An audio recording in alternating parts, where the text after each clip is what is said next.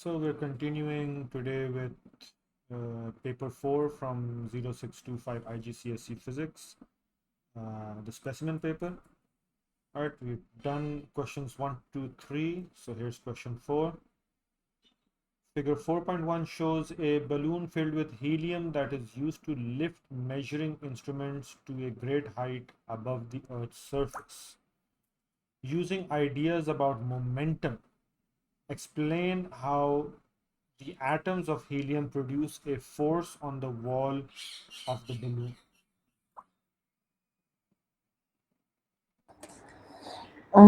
The particle motion. Momentum. Oh, okay.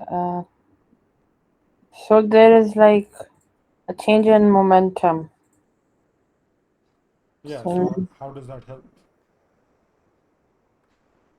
let me think.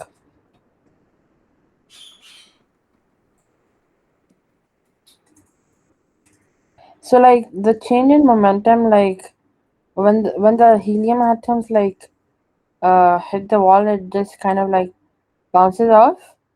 Yeah, So so they rebound, right? So that's the first thing we can yeah. write down. And remember, in your science papers, you can use bullet points to organize your responses. You don't need to write it as a, again, this is not an English paper, right? So like you don't have to write a whole paragraph. You No, can. you can break up your, so it's 3 marks, so you can make 3 bullet points for your response to organize So you it. don't need to go with all that long No, points. you don't. You can write it in bullet points. Yeah, Okay. so the same goes for chemistry as well. The same goes for biology as well, right? I I Okay.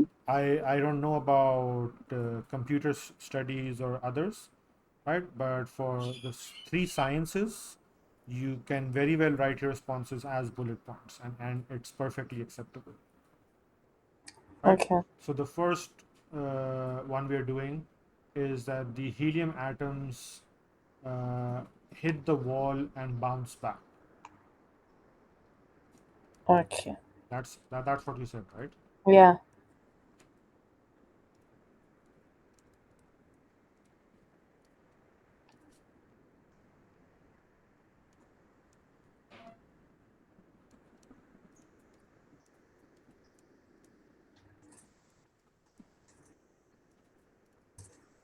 So we've got 1 point.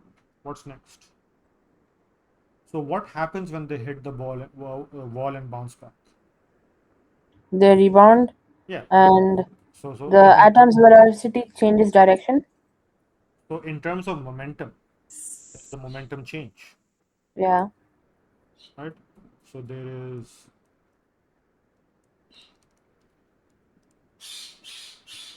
change in momentum of the atoms,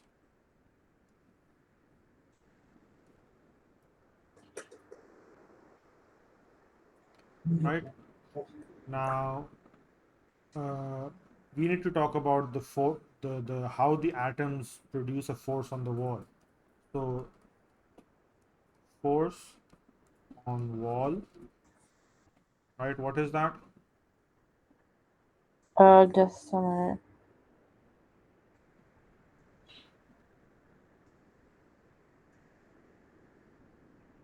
Uh, then first, okay.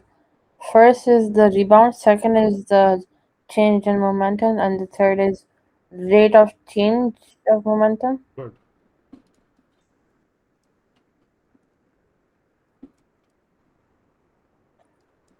Is it okay if we write one more extra point?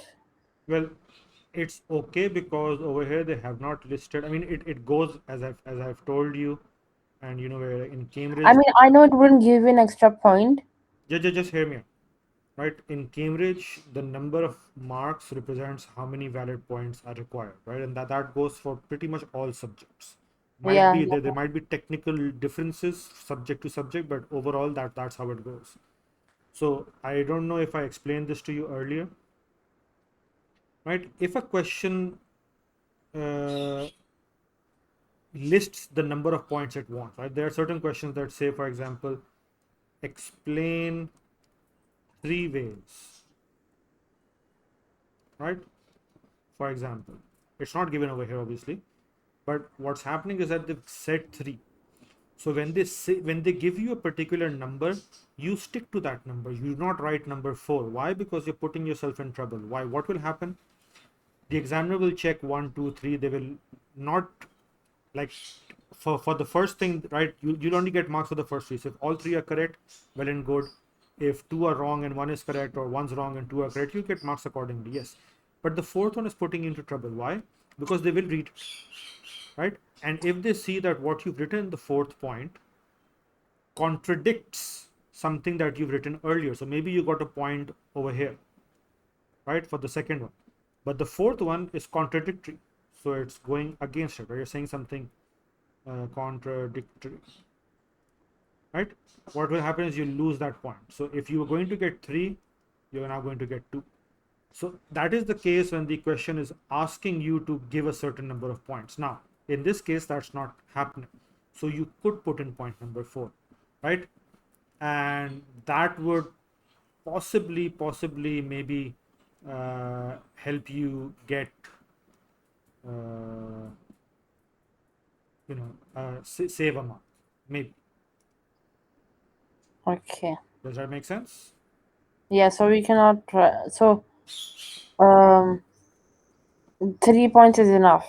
Well, if you're confident, and again, if the question is not clearly stating that you need to give these over here, is it telling you how many points to give? You're able to figure that out from the marking, right? But Yeah. is the question itself telling you how many points to give? No. Yeah, then you can give point number 4. Okay. So what's the fourth point that you wanted to give? Uh, it was resultant pressure. Okay, now over here I'd ask you, is it relevant? Wouldn't it? They're only asking you about the force. Well, I guess then it wouldn't be. Yeah, so I mean, right? Just figure out whether what you're asked, what you're going to include is relevant to what's being asked. Yeah. Okay. All right. Let's continue. So at ground level, the pressure of the helium in the balloon. So there you go. Right now comes in the pressure. The pressure of the helium in the balloon is 1 into 10 to the power 5 pascals. The volume of helium is 9.6 meter cube. The balloon is released and it rises quickly through the atmosphere. The volume of the helium increases, the temperature of the helium remains constant. See, the information they're giving you is important, right? The temperature is what? Constant. Right? That means the only 2 variables you need to be concerned about are pressure and volume. Okay. Explain why the pressure in the balloon decreases as the balloon rises. You should refer to the helium atoms in your answer. So 2 marks. Why is the pressure decreasing? Because the temperature is constant. No, see, the balloon is released and it rises quickly. The volume of the helium increases. Volume increases. So is right? Are the number of is the mass of the helium, is are the number of helium atoms increasing? No. But the volume's increasing. So what's going to happen? Let me see. Right? You had, Wait. Since the volume increases, the heliums have more space to move around. yeah. So there's more spread out, right? So you were, Yeah. yeah. So there are fewer atoms per. Now, what you need to learn is how to phrase your answer, Yeah. right? You can't just like, yeah, I know what I'm saying. No, you know what you're saying, but you need to make it clear to the examiner, and you need to use scientific lingo. So there are Yeah. fewer atoms per unit volume. And what does that do? Uh, do I have to say the second point? Well, yes, you need a second point. Okay. Um, Lower collision frequency. Good. So, how do you phrase that? I mean, since they have more space, the the less likely they will collide, like less frequently they will collide with each other. It's not about with each other. Pressure is due to the force exerted on the wall of the balloon, not with then the atoms colliding. So, there are fewer collisions with the wall. Yeah, yeah. So fewer collisions per unit area Good. per second. Per unit time. Not per second? Unit time is safer. Okay. Okay. Okay. Good. So, you do have a hang of this. Now, calculate the pressure of the helium when its volume is 12 meter cube. Now, first of all, obviously, what's the formula you're going to use? Uh Boyle's, I don't know how to pronounce it. Boyle, Boyle's law. not Boyle. Sorry. Yeah. So, what is the formula for that? I mean, I know the law. I forgot the. Wait, let me. Was it something with P and V? 3 and V? No, P and V. I remember the symbols, but I forgot the formula. Alright, Let me- so it would be P1 V1. Yeah, the pressure is inversely proportional to the volume. This is the conclusion they reached. Why? Because PV equals to constant. Okay. Yeah. Right, so P1 V1 equals to P2 V2. Now you put in the values. Right, 1 into 10 to the power 5 multiplied by 9.6 equals to 12. P2 Oh, okay. multiplied by 12. So P2 equals We need to to, find the final pressure. So we gotta, make P2 the subject and. yes. Now do this calculation, please. Okay.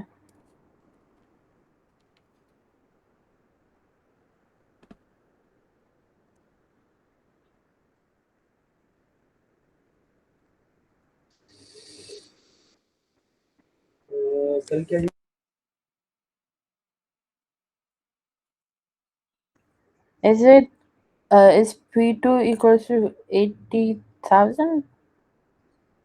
Turn it into standard form. 8.0 multiplied by 10 to the power 4 Yes. PA. So 8.0 into 10 to the power minus 4?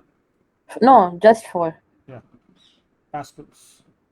Right? So P. Okay. Good.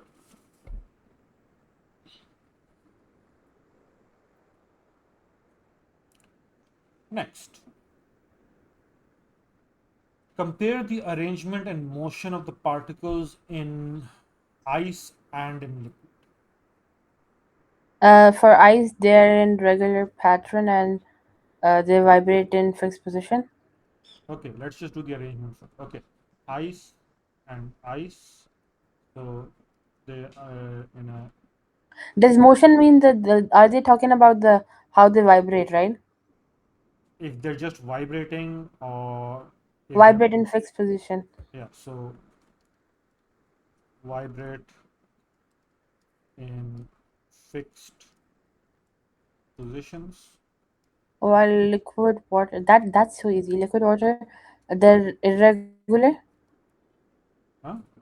Irregular, What? yes. Yeah, they're irregular, and they vibrate throughout the. Over here the thing is that the vibration is there, but then what else happens? They They collide much more.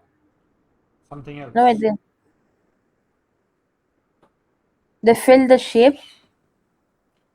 Wait, No, we're they talking did. about the motion of the particle.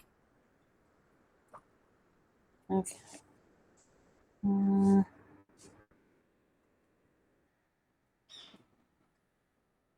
wait, let me think. Where else? What am I missing? It's pretty simple. If these guys are vibrating in fixed position, what are They're they? okay. Are they tightly packed? They're not, right? No, they're not. They're not in fixed position. Exactly. So what would you say? They slide over each other. Good. Yeah, let's go.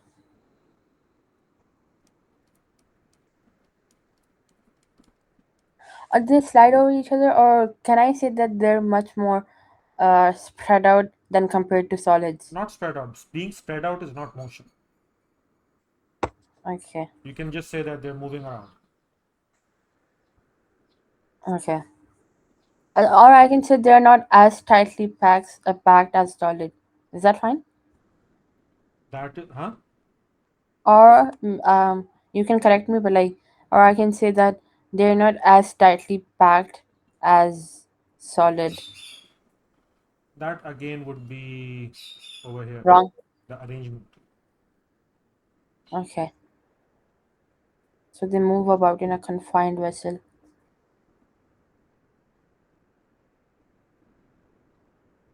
Okay. Let's move on. Yeah.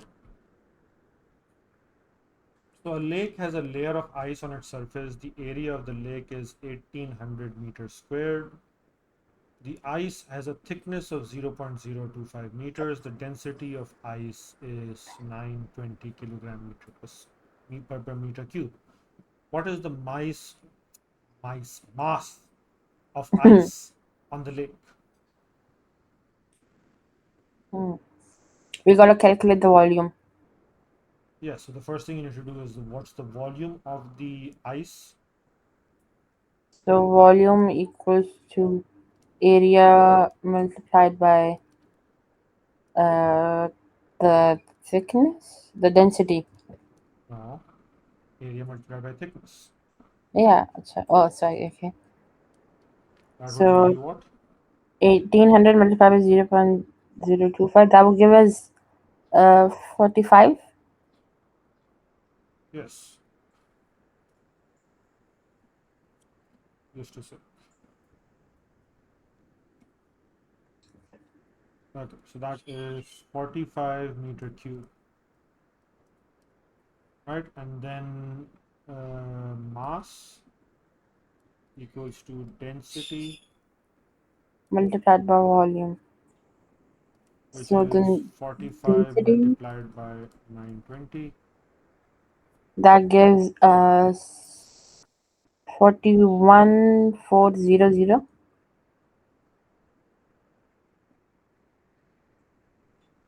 41,400. It does, but why is the answer in the mark scheme 41,000? It's not 41,400. This could possibly be a mistake because 41.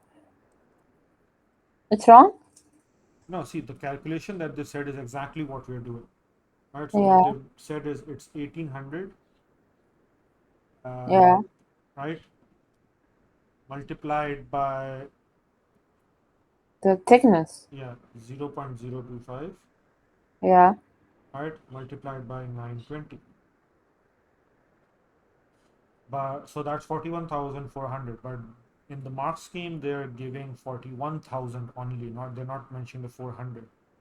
So that could Did you very, round off? I it guess. doesn't make sense to round it off, Yeah. right? It doesn't make sense to round it off. So it could very well just be a mistake. Yeah.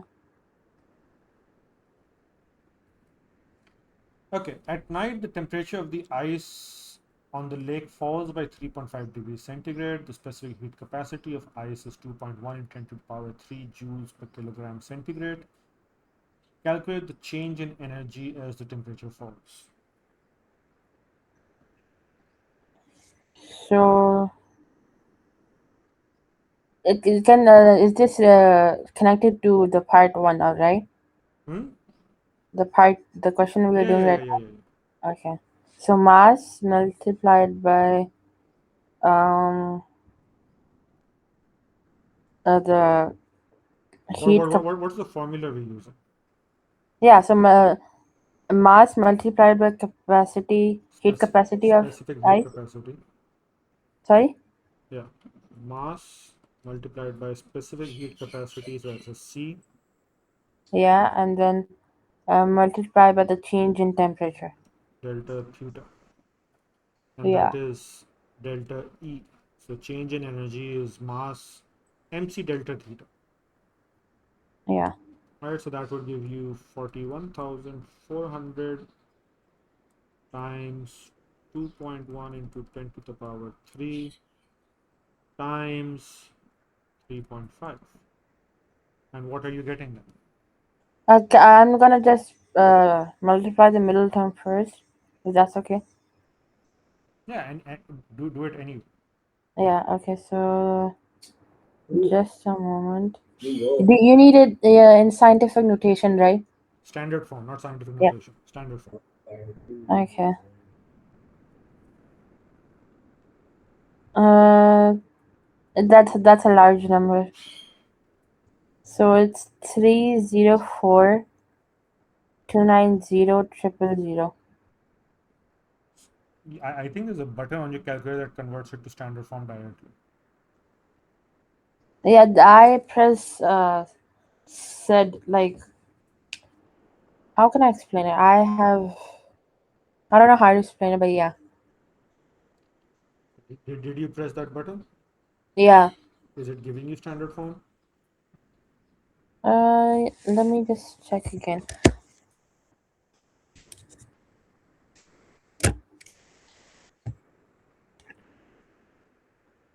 So 3.04 multiplied by 10 to the power 8. Right, so that is 3.04 into 10 to the power 8. Now, if you're going to round this up, it will be 3.0 into 10 to the power 8. Right? Because again, right, you want your answer to match the lowest number of significant figures. So you've got 3.5, which is two significant figures, 2.1, which is two significant figures, right? And so Yeah. 3.04 is three significant figures. So you want to, Actually, the standard form in my calculator is not given. I just have to, do it in my mind. okay. So, right, 3.04 will become 3.0. Okay. Okay, got that.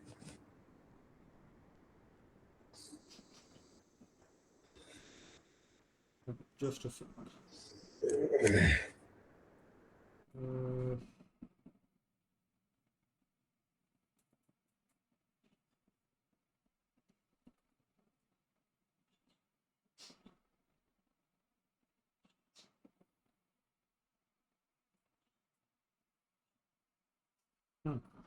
all right.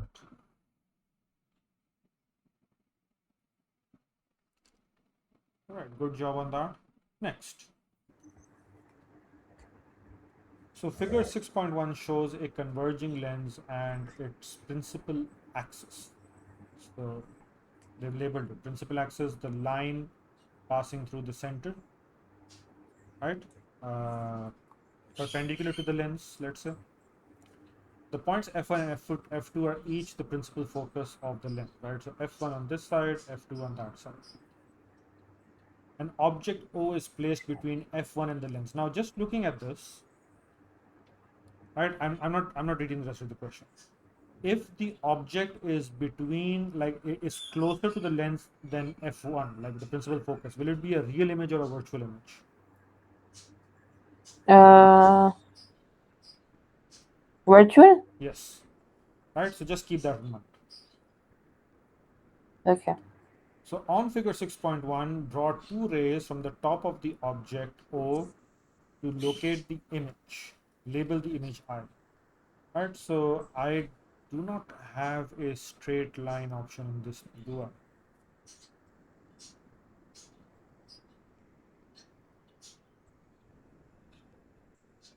Do I have shape? I have shape. Oh, there you go. I have a line. Yeah. Oh, it's a premium tool.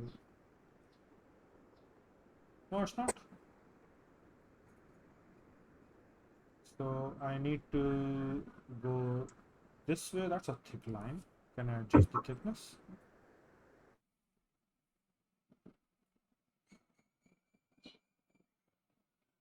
One point seems good. Yeah. Okay. So you take it here to the center, and then you pass it Yeah. through Like, F2. yeah. So like that. It will meet at one point. Yeah. It won't meet at any point. It will be diverging.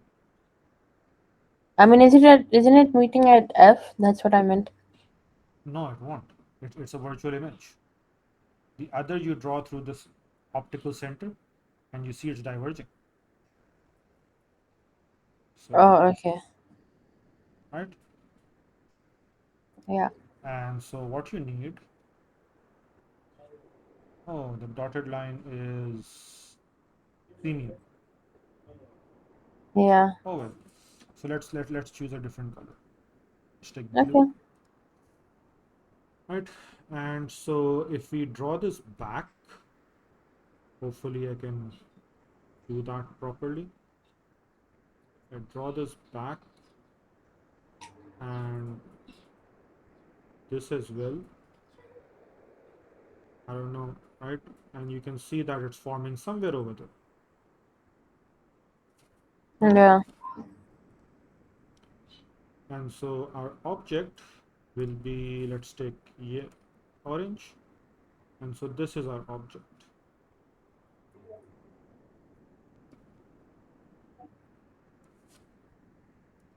Yeah. Okay. Oh, all the others are premium. Oh well, at least you get it.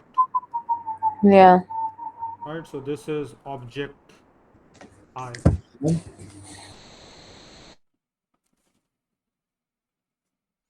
Right, my drawing might be slightly off, but this is what you'll be doing in your paper.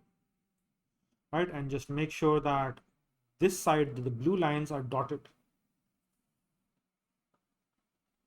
Okay. Okay.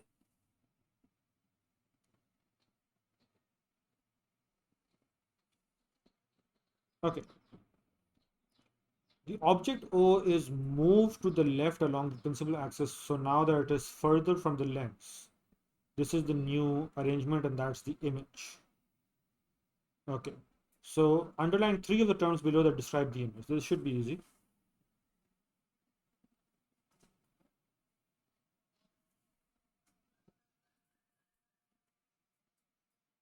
Hmm?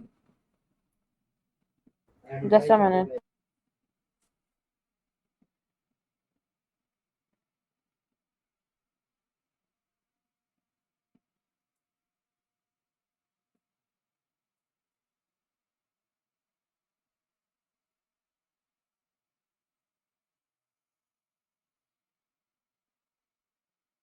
Uh, Enlarged. Okay, so we have you underline, right? I say it's underline. Underline. Inverted. And real. Good. Just make sure that the underline is not going anywhere else. So you get your 2 marks for this. How is the marking exactly? Let me check the marks here. Okay, enlarged and inverted and underlined.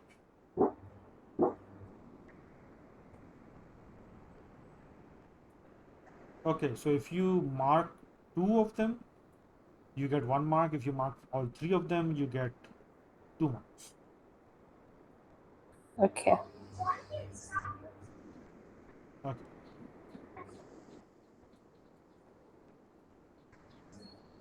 All right. Now, figure 6.3 shows yellow light passing through a glass prism.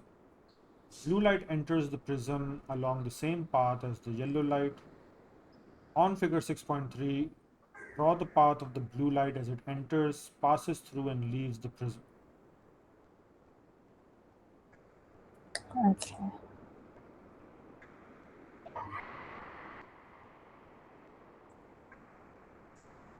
How am I gonna?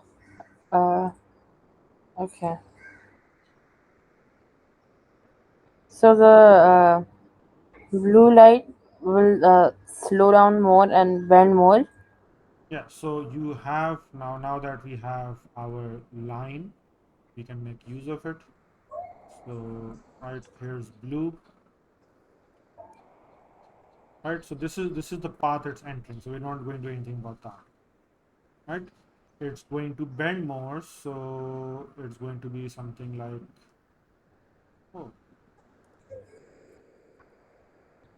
something like this.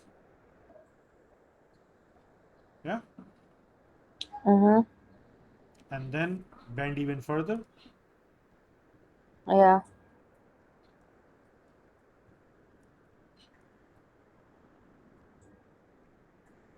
So when going out, it is something like that. Yeah, Yeah. Okay. Yeah. and just to draw the arrow, right? So you have this and this.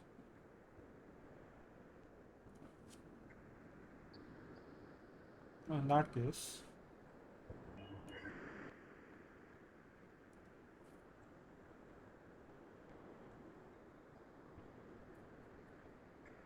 there. Yeah.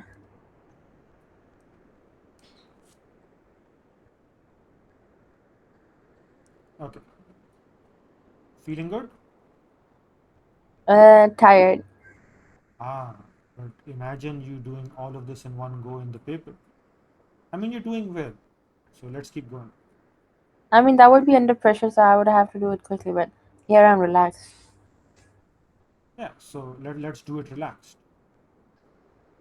Let's do. Okay.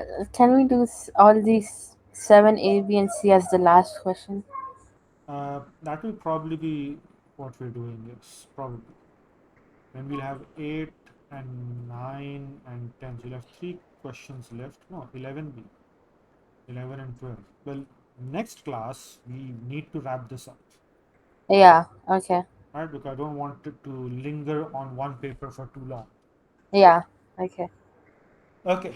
And again, since we started practicing and you get the idea, do practice on your own, right? Yeah. Do practice on your own because we won't be able to practice too many of the papers in class, right?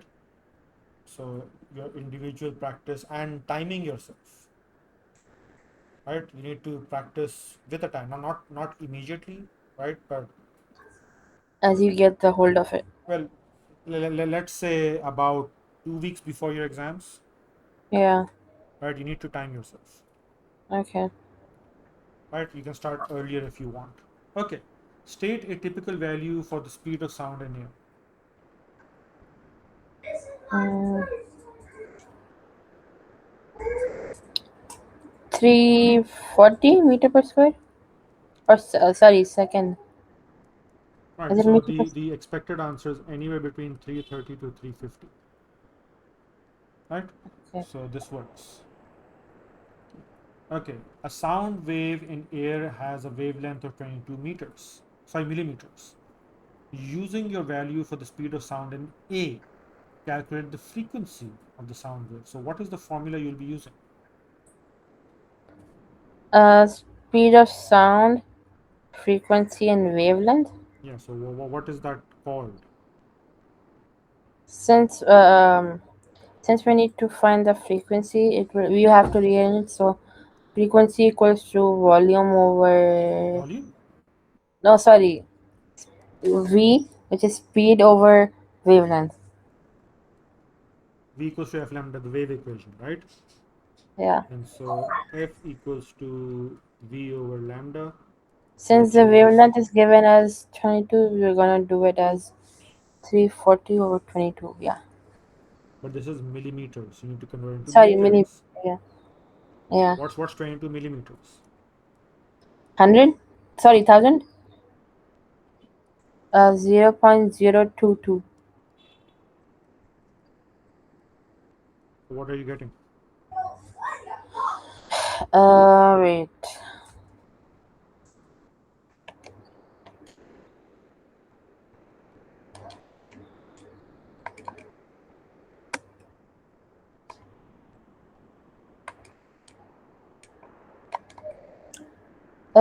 It is 154.54.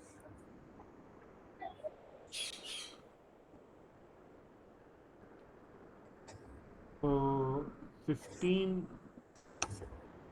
For yeah, 15,000. 454, Yeah, 454. or let's say 455 if you're rounding it up. Yeah, And frequency is in what unit? hertz.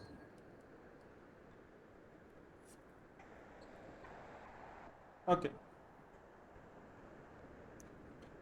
So obviously, right, depending on what value was given, the answer, so they don't have like a definitive answer for this, right?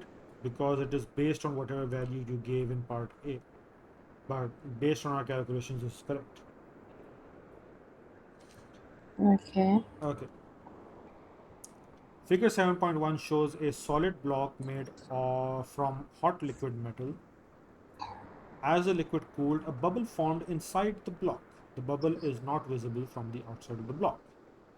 Describe and explain how to use ultrasound to determine the size and position of the bubble inside the metal block. You may draw on the diagram. So you can draw on the diagram and you can obviously explain in text. And this is worth 4 marks. So you need 4 valid points. Okay. Um. So the ultrasound reflects off the bubble. Am I going on the right path though? Mm, yes. Because the bubble has a different density than the metal. Okay. We so you have to use the time of travel to find the distance, or you can say the position, and the area of reflection to find the size. You don't need the size.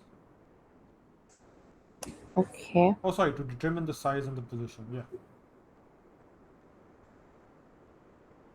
Yeah. So is this explanation fine? Okay, so what have you said? You said, could you repeat your points? The ultrasound reflects off the bubble because the bubble has a different density than the metal.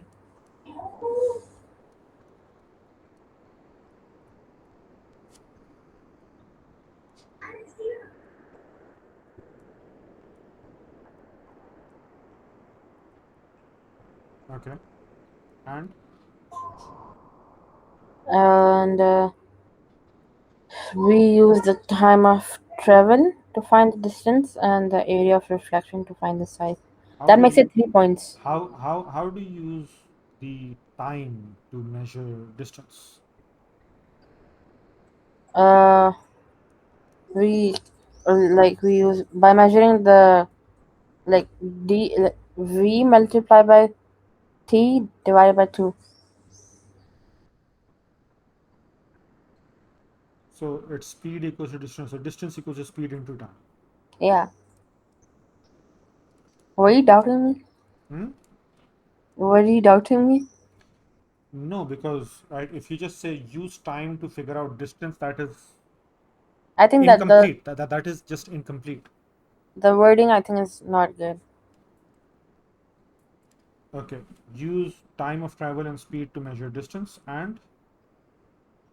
The size, the area of reflection to find the size. and area of bubbles to determine size.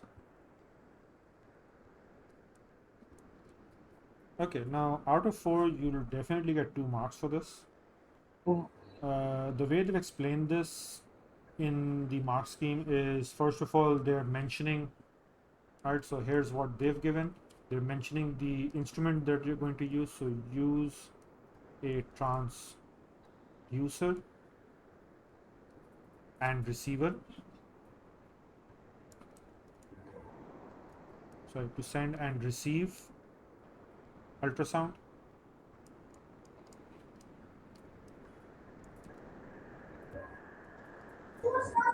Then they're saying time for echo. So that's because it's being reflected back. So uh, time for the echo to return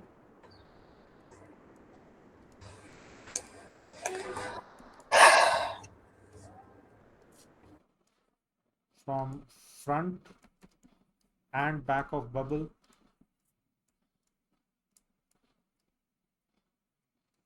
right? Then use speed of sound in metal, right? So when you just mention speed, right? Use speed of sound in metal. And then finally, right, distance equals to speed into time. So you mentioned that for position and size.